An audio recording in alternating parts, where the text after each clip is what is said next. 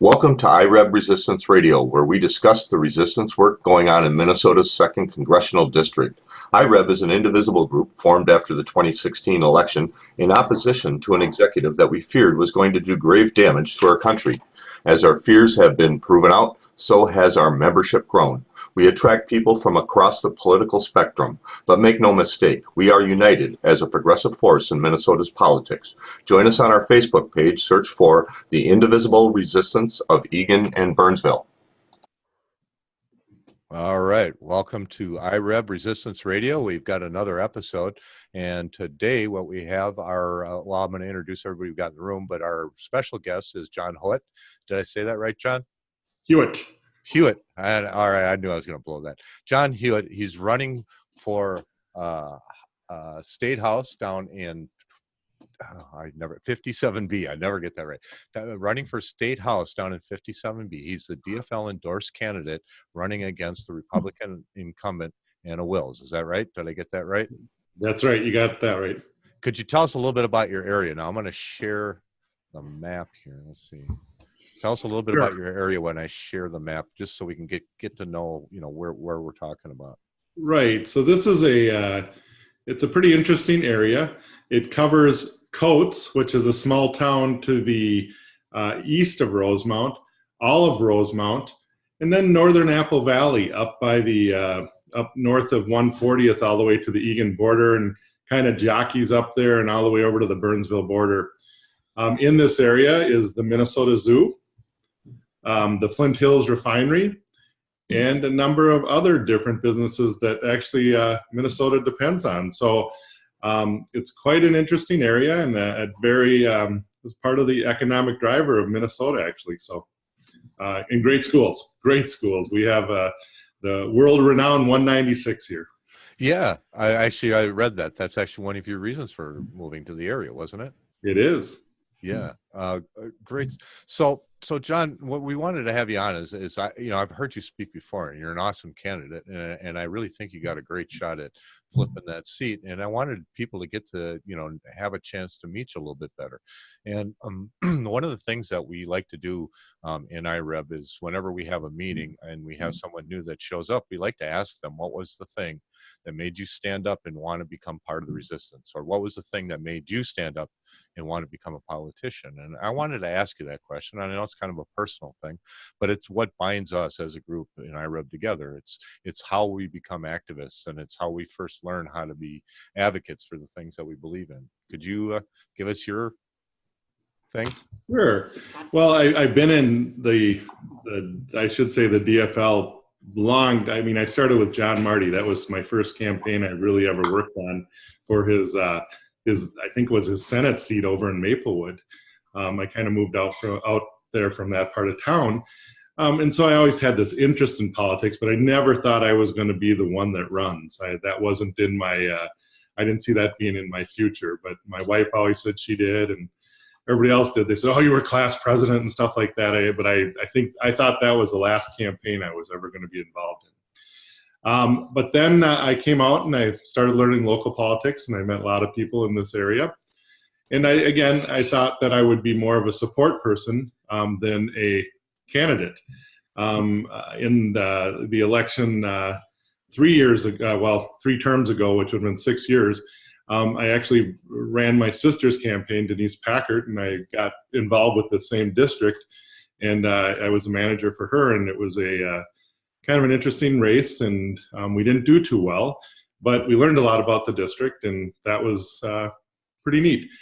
But then Denise didn't want to run last time around. That was 4 years ago, and they came to me and said, well, do you know anybody that wants to run? And I go, no, nobody. No, I have no idea. And then at the same time, I was doing some stuff in healthcare. My background is healthcare. And the Affordable Care Act was just being torn apart limb by limb. And before I left my job at LifeLink, I did a lot of work on the Affordable Care Act out in Washington. I didn't get to talk a lot, but I understood the making of it and how it all got put together. And I was it didn't come out the way all of us wanted to, but it was a start, and that's what it was. But yet the Republicans kept tearing it apart. And the last time I ran, I talked more about the policy of it. And it really wasn't affecting the rates. I know that because most people are insured. They didn't see what was going on. They didn't experience the high deductibles yet. And, you know, it really didn't resonate with a lot of the people in the district. And as you know, we lost the last race. But you're asking me what got us to this point this time is I took a job in the emergency room down at Fairview Ridges. And I started seeing patients coming in that were delayed in coming in for their diagnosis. And you'd ask them and they'd say, well, we have a $5,000 or we have a $10,000 deductible. And we thought we'd wait. Well, now we're spending more and more money on that. And we're admitting the patients. And it's just frustrating and sad because people are afraid to go to the doctor. And I said, this has to change. We have to get somebody there that can actually get in there and do something different than what's going on, because we're backing up all the stuff from the ACH, and it just was terrible. And I know Minnesota can do better. I worked in emergency medical services for 30 years, and I seen the beginning of group health. That was the first HMO, and I worked around the state, so I seen things that are going on that are good, like what we're doing up in the Iron Range with the Medicaid population. I said, well, why aren't we doing the same things all over the state? And then I went and read Anna Wills's stuff on this, and I was just so frustrated because it's like, how can you call yourself a representative when you're not doing the best for your area? That was one part of it. The next part was our schools. Our schools are now in the position of 196 is in a deficit of $28 million a year. $28 million a year because of the special ed mandates. Now, we're going to pay for that. That's what we do. We've done it over and over again. But she is not fighting for us. And that's hurting our schools. It's hurting our classroom. We're going to have to do more referendums to pay for that. And it's just getting really frustrating. So we're not seeing her take care of our health care. We're not seeing them, I'm not saying just her, it's the whole party there, take care of our schools.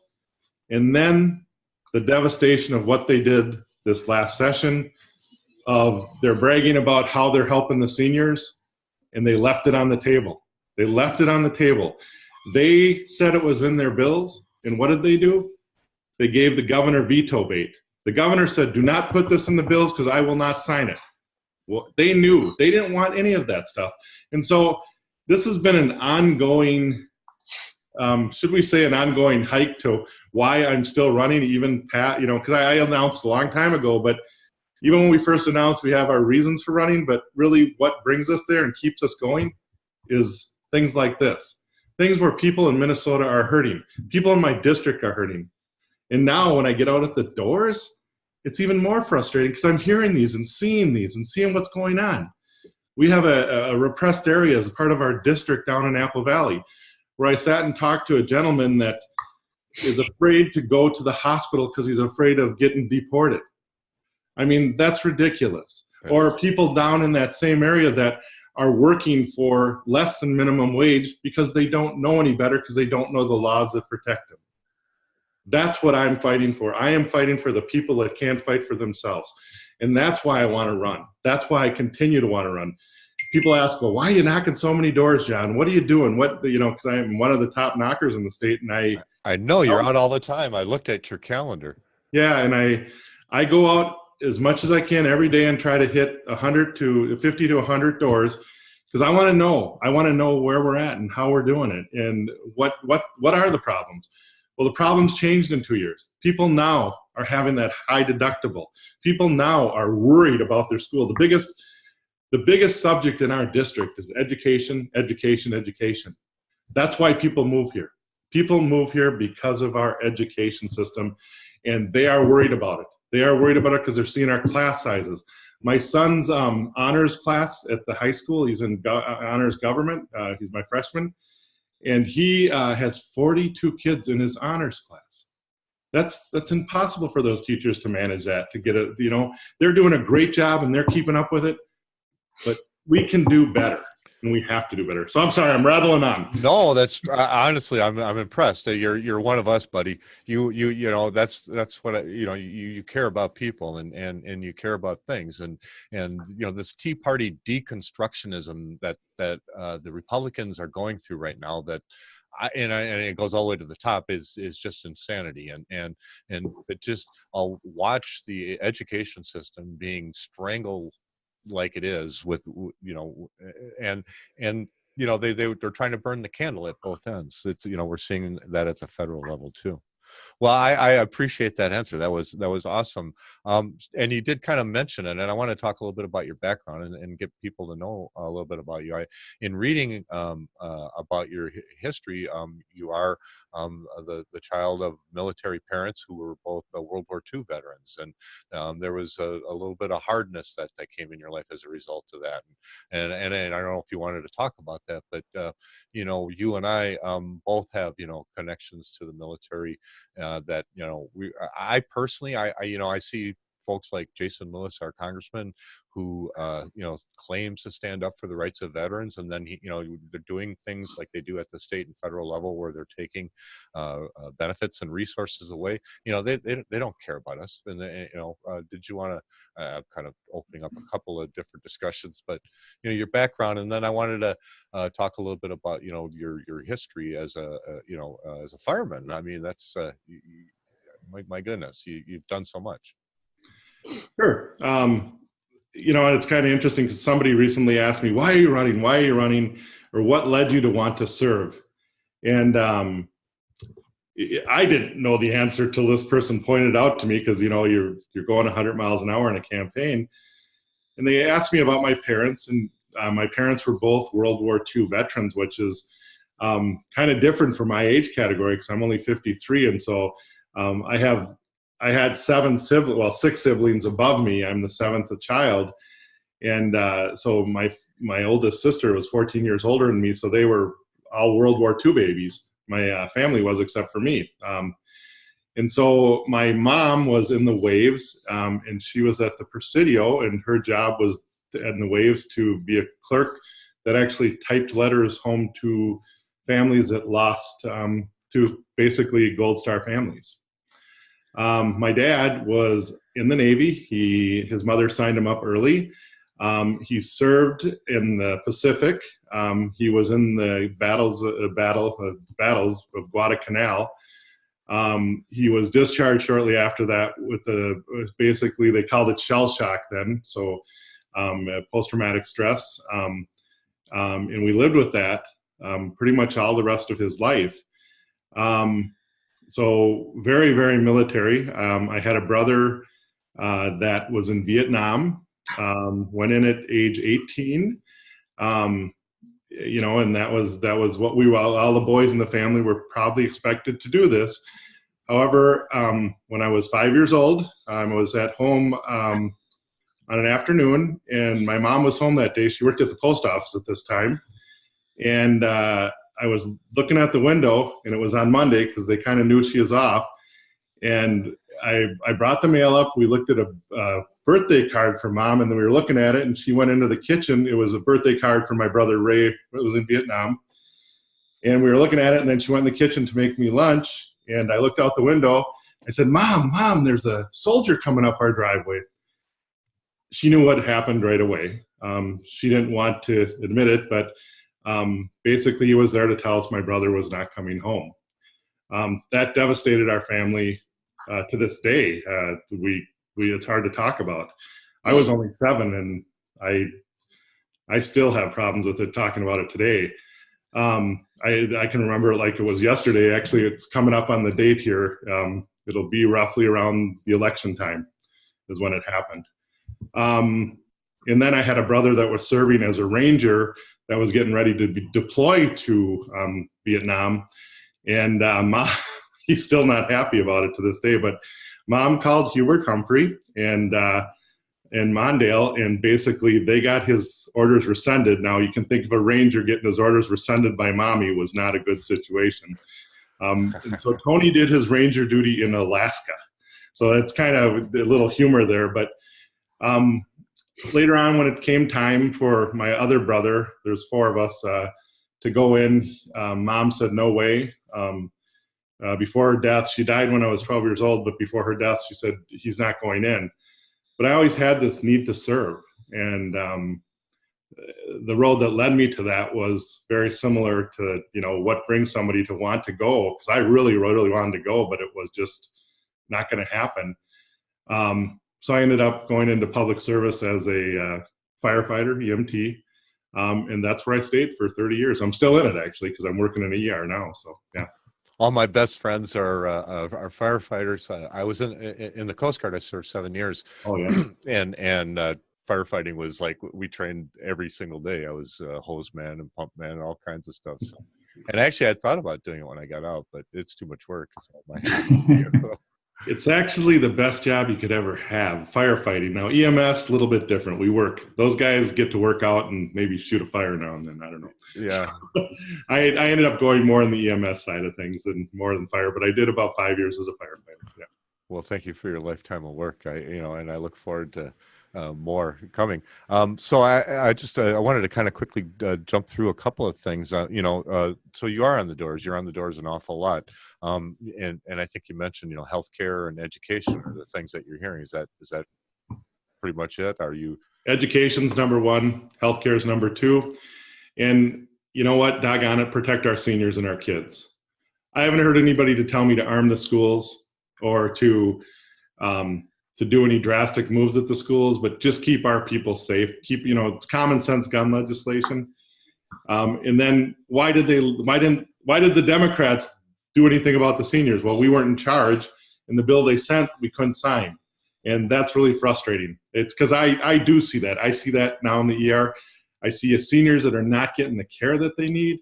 They're brought in because of that, and it's preposterous. We cannot have that kind of, again, Minnesota can do better. Minnesota can do better. Why aren't we? And the same with our schools. We have some great kids coming out of these schools, and we have to do more.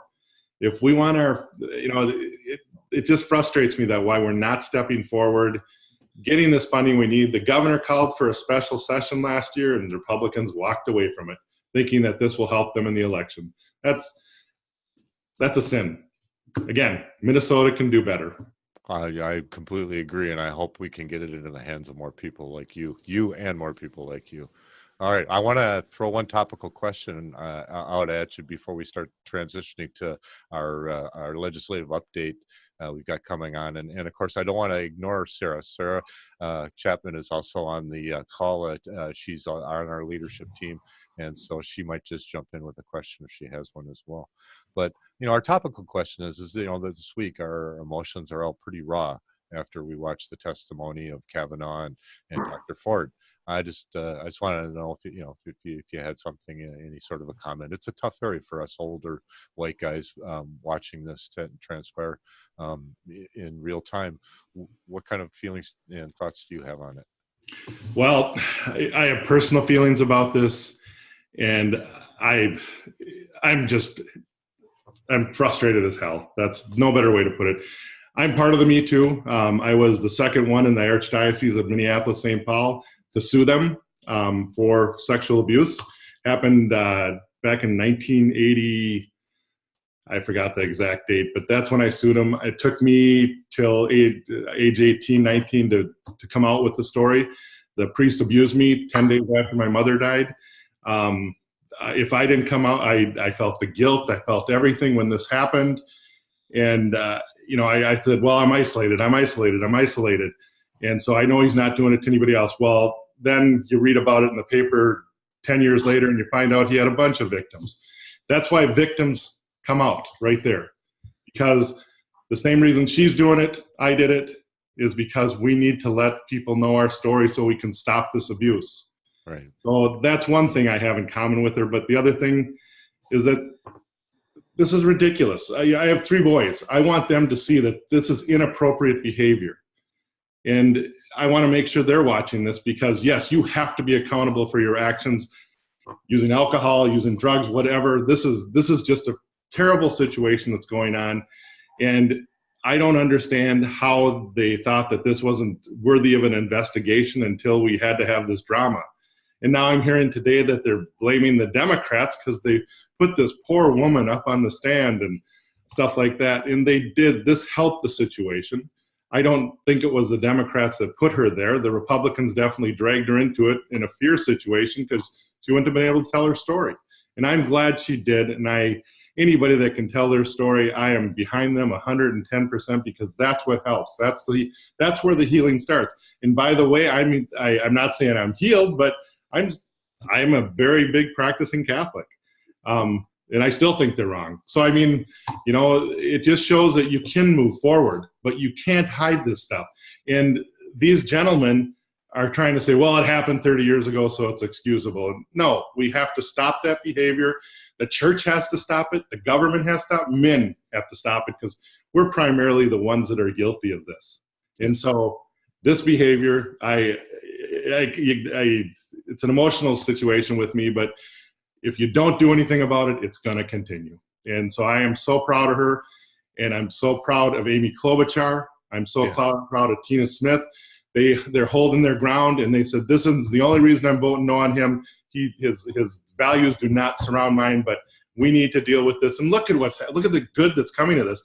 I guess the sexual assault hotline was just ringing off the phone. I mean, this is the good that's coming up. People are able to share their stories. So, I'm not happy about this at all. So, well, it might be for a good thing. We might be, turning that corner where we can finally start healing. God, I hope so, because we need it. We all need it. Yes. All right. Well, it's been great. We're gonna talk to Dave here in a second, but before I do, I'm gonna actually just see. I'm gonna share your website. Let's share that. There we go. And looks like if people want to get connected to you, is huotforhouse.com. HUOTFORHOUSE.com. And that's the place where you go. You can read up on John and donate. He's going to need some money, and by all means, get out and vote for him. And so, John, one of the things we were going to talk about coming up here with Dave is he gives us a federal update. What's pending legislation. One of the things we want to pay close attention to is I woke up back when I first started hearing about ICE deporting people. It's like, what is this? What is this organization? Where do they come from? And it comes from this kind of stuff, like our Congress pulling and combining these kind of things into their work where we don't really see it until it's too late. And so one of the things that's happening is this tax cut 2.0. I don't know if you have any eyes on what they're trying to pull at the state level, but we'd like to maybe talk to Dave a little bit about what's going on with that. Yeah, thanks, Mark. I appreciate being back to before I started this compelling story, and I'm just so excited for you and your campaign, and can't wait to see you in the House in Minnesota. It will be fantastic to have you there, but I appreciate all that you're doing. As I like to do, Mark, I wanted to give you just a quick update. The 115th Congress has been at a couple of sessions now, and just some numbers on the House. The House has introduced 12,689 bills since Jason Lewis took office. 1,900 of those have made it to the floor, and 322 have made it through both houses, the House and the Senate. And as of this morning, 245 bills were passed into new laws, and 7 of those were passed in September. A couple of good bills having to do with veterans, actually, John, some things that made it through in a bipartisan fashion that people don't really know about, but there are a couple of veterans bills, some appropriations. So there is some good news out there as well. But last week, I just wanted to highlight one particular bill, and that was H.R. 6770, I believe. If you've got MN02 Congress Watch up on your site there, we'll go to that bill. This is the Tax Cut 2.0 bill. This particular bill is 6760.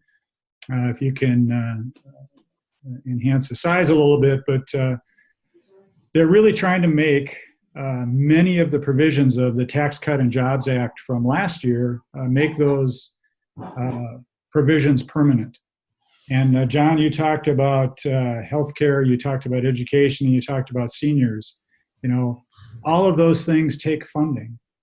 And when you look at the tax benefit, the tax cut benefit, you know, the bottom 1% of taxpayers are getting about 0.5% of a cut in their taxes. And the top 1% are getting 2 to 2.5%. There is a tremendous amount of wealth being now hoarded. The income inequality is being exacerbated. And while there needs to be some work on our tax system, the need, as you're seeing and hearing at the doors, the need is amazing. We need to invest in our people through education. We'll see that in, you know, tenfold if we just invest in our people in terms of taxes in the future. And if we take care of our folks through better health care, we will see that result in more revenue in the future. So, you know, what they did last week in the House was to make the tax cuts permanent. Will increase the debt and the deficit. It just doesn't make a lot of sense to me. You can go to MO2 Congress Watch and you can look at some of the details, and you can find some links to the Tax Policy Center and the Tax Foundation to look at some of the details of why this bill is not good. The good news is that, from what I read, is it's not likely to make it through the Senate. So, you know, there's some hope out there as we get to the election and can elect Democrats in November. You know, maybe we can turn some of this around over the next couple of years. But this was a pretty important bill, and it really shows the stark contrast between Republicans and what we believe in as Democrats and progressives in terms of how to take care of our people. So, you know, you're paying a close attention to what these guys are doing. How much are you seeing them really trying to ram stuff through in a sense of desperation as they see a impending blue wave? Well, what was interesting about this past week, I've been doing this for over 18 months now, looking every week they're in session, and it's usually 20, 25 bills. You know, it's kind of what they tackle each week. Last week, there were 75 bills passed by the House of Representatives. A number of bills were various laws that were going to sunset this coming weekend that they had to pass to keep those acts going. One interesting note is they didn't happen to pass the Violence Against Women Act. They didn't reauthorize that,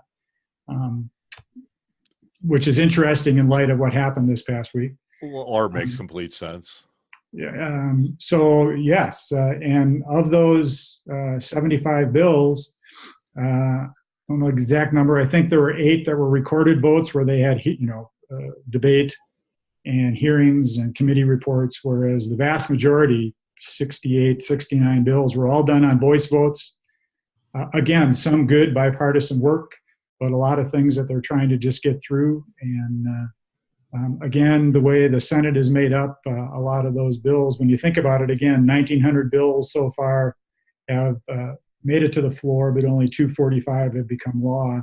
And if you look at the detail there, of the 245, over half, almost 60%, are probably building designations or naming of a hospital, or, you know, things that really don't matter in terms of our lives. So, you know, maybe 110, 120 bills that actually will impact us over time. So, tremendous amount of money and time and effort in our legislature, and not a lot happening to help us in those areas: education, healthcare, seniors, veterans, et cetera.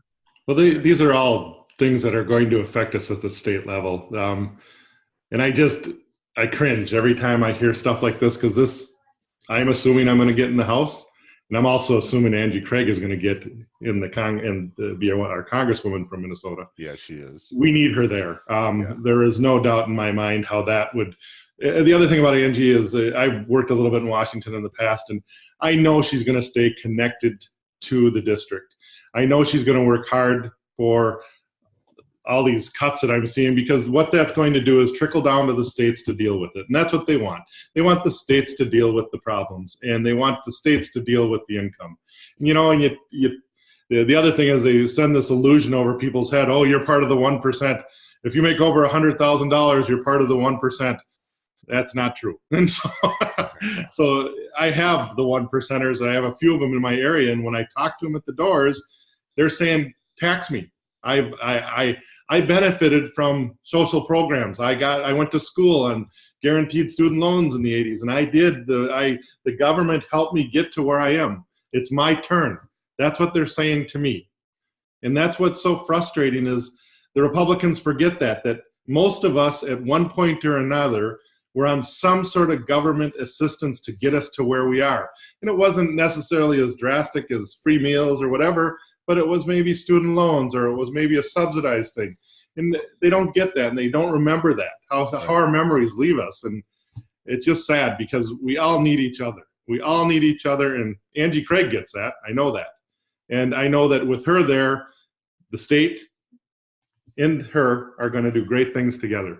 I look forward to being able to work with her in the Congress and that's especially clear for veterans issues, because I know when I got to call the feds on a veterans issue, she'll be there. We've already talked about it. That's my job as the House. If someone comes to me, I gotta find out what's going on in Washington, why those things aren't done, and what we can do as a state to do it. Now, there's certain things the state can do, like how they left the money on the table for the veterans home down here in Hastings. They did a bandage work on it that should have needed more than the bandage, but they don't do those things, and that's sad. So we need to clean out the swamp. You exactly correct. Well, I share that, John, with you. I too am a 20-year veteran of the United States Air Force and the government contracting organization. I spent 37 years working for and with the military. And I've talked with Angie about this. I support our troops, but $716 billion budget for next year for the military. I know, I've been there. I know where the waste and fraud is, and there's money on the table there that can be used for other things, as well as who declares war.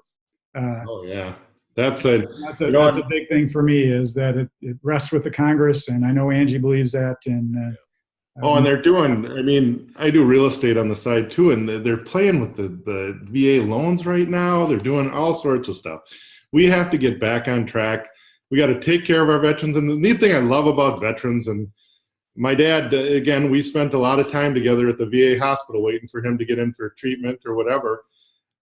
It was hell then, and it's still hell now. And the thing about a vet, this is what I love about, and thank you both for serving. I forgot to mention that, but here's the thing about a vet. A vet doesn't want a handout. A vet wants the thing he signed or she signed on the bottom line. That was a contract. And that's not always the way it turns out. And that's the sad thing, is that we're not fulfilling our part of the contract. And we have to work hard, because you know what? Those are the people that protect us every day. They're the ones that let me sleep at night. They're the ones that protect me and say, no one's going to hurt you. And I know I'm stealing that from a movie, but it makes so much sense. Yep. They're there on the wall when I'm sleeping, and I know no one's going to hurt me. And that's what we have to remember about the vets. And we use a good chunk of their lives up when we send them over to do these jobs. And so we have a responsibility to take care of them when they come back. Totally. And we own that. And for all the rhetoric that we hear, what we see is not the same.